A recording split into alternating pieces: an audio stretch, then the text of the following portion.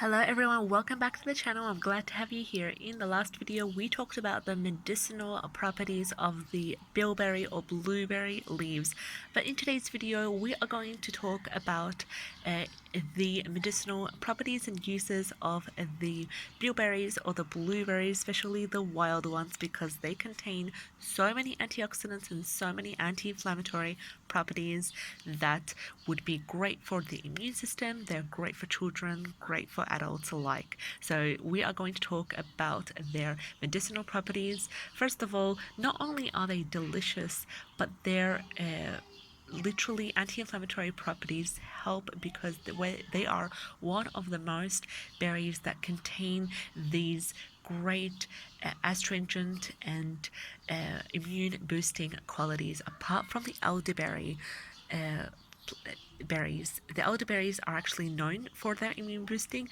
The bilberries are great because they can help with so many different conditions, and we are going to talk about the ways to use them in this video. So when eaten fresh, it is actually advised to eat a large bowl of the whole fresh berries. You can add some honey if you want, or a sweetener of your choice, and also the milk of your choice. And you can also use nut milks. Nut milks are great, and you can add some cream and enjoy them as a delicious healthy sweet dessert. So just put them in a bowl, add the fresh berries, some cream, some sweetener of your choice, and enjoy. Another way you can use them is to make juice, because the unsweetened juice of the blueberries is the most effective for diarrhea as well as many other conditions, and you can take medicinally in 10 ml doses, the unsweetened concentrated form of the juice. Another way you can use the bilberry is to do a deconcoction or decoction of it. Sorry for the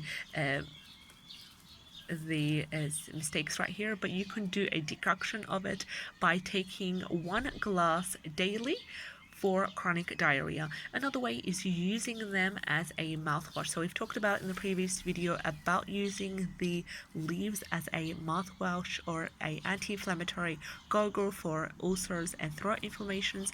You can do the same with the blueberries or the bilberries and use it as a mouthwash, as in use the diluted juice for ulcers and gum inflammations as well. And another way is to dilute the juice with an equal amount of witch hazel to make a cooling lotion for sunburn and skin inflammations. So the bilberries actually contain a pigment believed to kill bacteria and inhibit the growth of bacteria, and this is especially important or especially useful for people who suffer from chronic diarrhea, also chronic stomach upset as well, which is caused by microorganisms such as dysentery. And large quantities of the fresh fruit, however, they can be used as a laxative and have laxative effects. So you need to be quite careful, especially when introducing them to small children.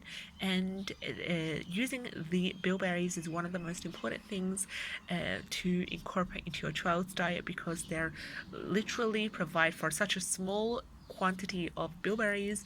They provide such great healing properties and anti-inflammatory and antiseptic elements to them, and they are best to be harvested in the late summer and the early autumn. So we have come here in Finland in the late summer and we have found the bilberries growing in the wild, and we are quite lucky and fortunate to have these. So if you guys have access to wild bilberries, go ahead and make sure that the area that you are harvesting from, it's legally okay for you to harvest and it doesn't belong to someone else's property, and use the bilberries as well as the leaves to make great medicine that you can use throughout the year. I hope you found this video helpful.